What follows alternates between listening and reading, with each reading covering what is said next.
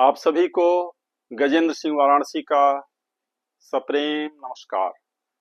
हमारे YouTube channel सत्य प्रेम करुणा में एक बार पुनः आपका हार्दिक स्वागत है। अभी तक हमने रामधारी सिंह दिनकर द्वारा रचित उनकी कालजयी रचना रसमरथी के प्रथम 3 सर्ग पर प्रकाश डाल चुका हूं, आपके समक्ष प्रस्तुत कर चुका हूं। आज हम चौथे सर्ग पर चर्चा करेंगे। प्रथम 3 सर्ग में आपने देखा कि कर्ण जो है, जब अर्जुन अपने युद्ध कला का प्रदर्शन कर रहे थे तो कर्ण अचानक वहां प्रकट होता है और ये कहता है कि जो जो अर्जुन ने दिखलाया वह सारी धनुर्विद्या युद्ध कौशल मैं भी दिखला सकता हूं, और अर्जुन को चुनौती देता है। लेकिन कुल गुरु कृपाचार्य ने उसका कुल, उसकी जाति पूछ करके मना कर देते हैं। दूसरे सर्ग में आपने देखा कि कर्ण जो है ऋषि परशुराम जी के पास धनुर्विद्या सीखने के लिए जाता है और करीब करीब सारी विद्या वह सीख चुका था। लेकिन दुर्भाग्य से यह भेद खुल जाता है कि वह ब्राह्मण कुमार नहीं बल्कि क्षत्रिय कुमार है, और जैसा कि परशुराम जी ने घोषित किया था कि वह केवल ब्राह्मणों को ही शिक्षा देंगे, दीक्षा देंगे, वह अंत में कर्ण को श्राप दे देते हैं कि जो कुछ भी तुम सीखे हो जब जरूरत पड़ेगी तो भूल जाओगे, और ब्रह्मास्त्र चलाना जो है जब जो है तुम्हें सबसे ज्यादा आवश्यकता होगी उसका प्रयोग तुम भूल जाओगे। तीसरे सर्ग में भगवान श्री कृष्ण दूत बनकर जाते हैं, पांडवों की तरफ से एक प्रस्ताव लेकर के कौरवों के पास जाते हैं कि कम से कम 5 गांव दे दो और युद्ध को रोका जा सके। पांडव 5 गांव ही लेने को तैयार हैं, लेकिन अहंकारी दुर्योधन कहता है कि 5 गांव तो 5 गांव, केशव मैं सुई के नोक के बराबर भी जमीन नहीं दूंगा। फिर भगवान श्री कृष्ण अपना विराट रूप दिखलाते हैं और उस सभागार से निकल पड़ते हैं।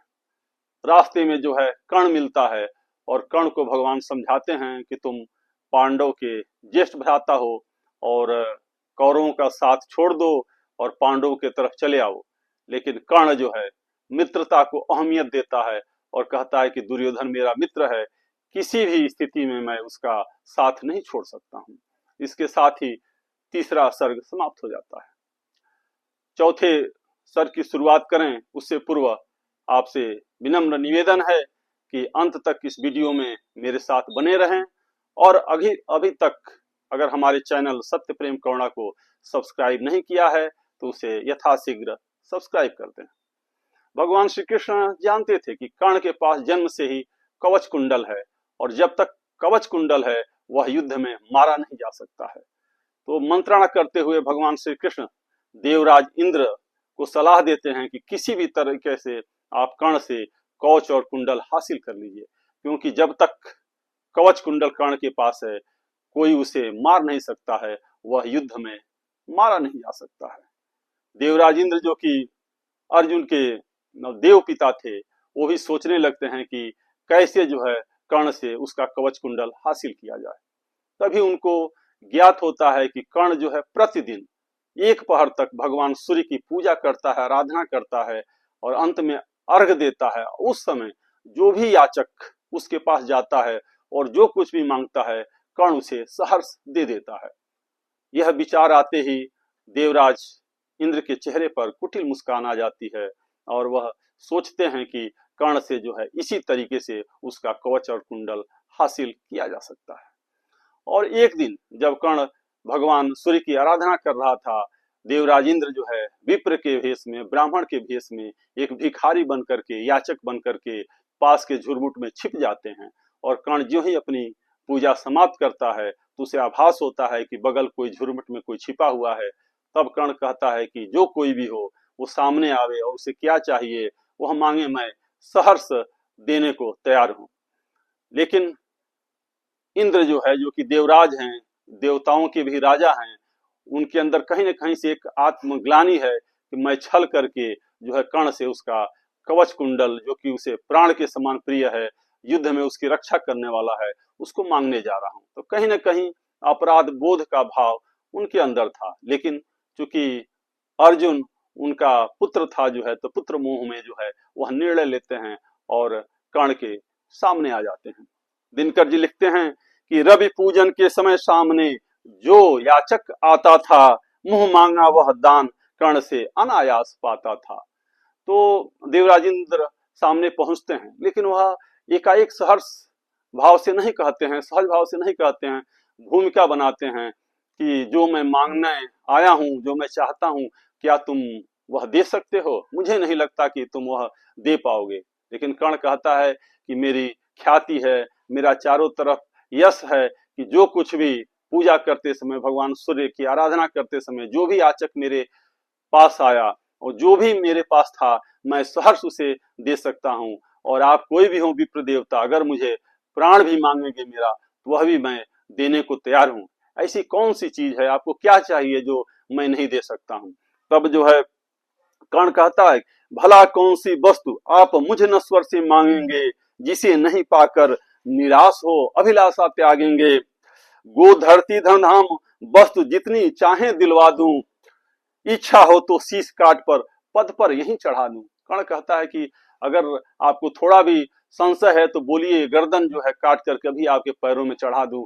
कर्ण जो है अपने वचन का पक्का है, आप निश्चिंत होकर के मुझे मांगिए। लेकिन देवराज इंद्र के अंदर जो है आत्मग्लानि, एक अपराध बोध का भाव आ रहा है, लेकिन फिर भी वह हिम्मत करके कहते हैं कि यह मुझको कुछ नहीं चाहिए, देव धर्म को बल दें, देना हो तो मुझे कृपा कर कवच और कुंडल दें। और यूं ही कवच कुंडल का नाम लेते हैं, कर्ण के चेहरे का भाव बदलता है, क्योंकि कर्ण के भी देव पिता सूर्य देव ने जो है कुछ दिन पहले ही कर्ण को आगाह कर दिया था कि देखो, इंद्र जो है छल से तुमसे कवच कुंडल मांगेंगे, लेकिन तुम उसे देना मत। लेकिन कर्ण कहता, यह भला कैसे हो सकता है कि मैं जो है जो संकल्प लिया हूँ दान देने का, उसको व्रत को मैं कैसे तोड़ सकता हूँ? मुझसे कोई मेरा प्राण भी मांगे तो मैं सहर्ष दे सकता हूँ। तब जो है कर्ण जो है कहता है कि विप्र देवता, मैं आपको पहचान गया, आप तो जो है देवराज इंद्र हैं और जो है ब्राह्मण वेश में पधारे हुए हैं। यह तो मेरा भाग्य है कि देवता जो है, देवताओं के राजा भी मेरे सामने जो है याचक के रूप में खड़ा है। धन्य हमारा सुयश आपको खींच मही पर लाया, स्वर्ग भीख मांगने आज सच ही मिट्टी पर आया। यानी देवताओं के राजा खुद मेरे सामने एक याचक के रूप में खड़े हैं, इससे तो मेरा जो है जीवन धन्य हो गया। और कर्ण जो है विश्वास दिलाता है कि जो आपने मांगा है कवच और कुंडल, मैं निश्चित रूप से आपको दूंगा। लेकिन देवराज इंद्र, यह कहाँ की बड़ाई का युद्ध होगा? एक तरफ अर्जुन, जिसके जो है रक्षा करने वाले, जिसके साथ में जो है भगवान श्री कृष्ण स्वयं हैं, और एक तरफ मैं कि मेरा जो है कवच कुंडल विहीन मैं जो है कैसे बड़ा बराबरी का युद्ध होगा? और इंद्र जो है भी जो है सर नीचे हुए संकोच में पड़ जाते हैं कि मैंने बहुत गलत किया, ऐसा जो है मुझे नहीं करना चाहिए था, कर्ण से यह छल नहीं करना चाहिए। तब वह कर्ण से कहते हैं कि अगर आप भी मुझसे कुछ चाहो तो मांग सकते हो। लेकिन कर्ण मना कर देता है कि मैं तो हमेशा देता आया हूं, मैं किसी से भला क्या मांग सकता हूं। तब जो है इंद्र कहते हैं कि नहीं, भले आप नहीं मांगे, लेकिन मैं बिना कुछ दिए मैं नहीं जाऊंगा। तू मांगे कुछ नहीं, किंतु मुझको अवश्य देना है। मन का कठिन बोझ थोड़ा सा हल्का कर लेना है।